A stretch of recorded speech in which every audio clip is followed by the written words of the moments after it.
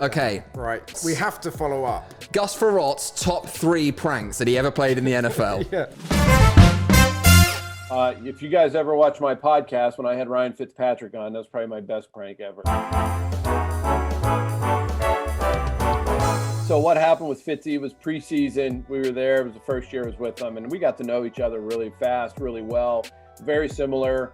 Kind of have, he has a big family. I have a family. We're just very similar in a lot of ways. But he was a lot younger than I was. And so what I did for the preseason games that year, he was a size 36 pants. And so for every game, I had our equipment guys make his pants a size smaller, but put the same size on the pants. It's so needlessly intricate. But they went down to a size 30 by the 4th game. And so by the 4th game, we're helping him in his pants, Mark Bolger and I, and we're pulling his pants up. And we're like, dude, what have you been eating? Like, you're gaining all this weight. He goes, I don't know what happened. I eat the same. I don't know what's going on. And they were smaller pants. So he actually tells that story. It's pretty funny. But he actually had to go in and play in like a way, way, way too tight of a pant.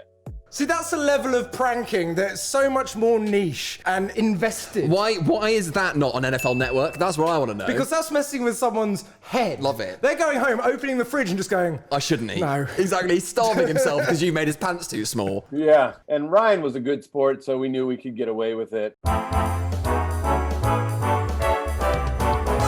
I also created a Christmas card of Ryan Fitzpatrick, what I did was I got our photographer and I created. I took him in his Harvard uniform, and he was throwing a ball back and forth like this, right? And he took a picture of it in his Harvard uniform. So we took the ball out and we put a bouquet of flowers and a trumpet in his other hand. Because I used to tell people the only way he went to Harvard was because he was in the band, and they recruited him to be in the band, but he also walked onto the football team.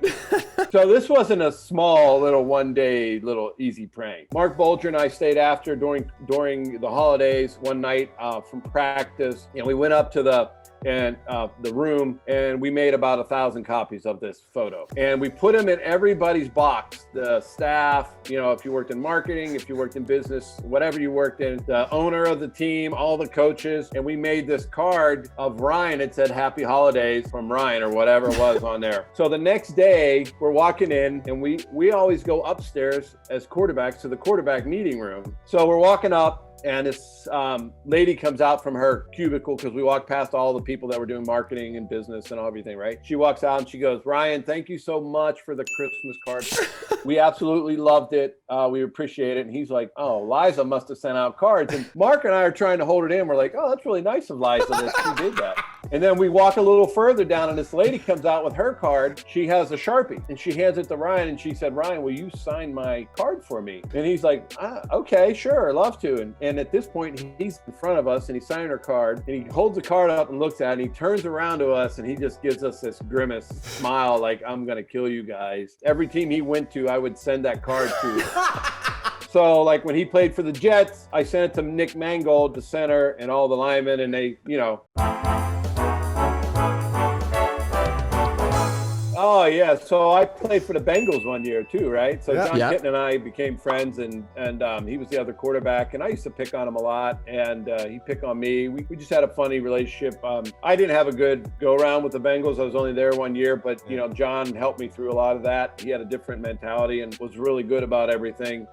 So we became friends, and we used to tease each other about being, kind of overweight, and which we weren't really, but, when you're in a locker room, everybody's kind of ripped and shredded, and there's this 2 quarterbacks with dad bods, and we're like, oh, okay, we're kind of fat, whatever. And so I leave, I go to the Vikings after that year, and they were having practice, and I call the equipment guy, and the nice thing was in the Bengals, even on your practice jersey, they put your name on. And so I call the equipment guy, and I say, hey, Rob, can you do me a favor? He said, sure, what do you need? And I said, hey, I want you to take Kitna's practice jersey, and on the back of it, take his name off and put Fatty on the back, and just hang it back in his locker. So John had no idea, and he wore it out to practice all day, and everybody kept coming up to him and calling him Fatty. So John was not real pleased with me after that one.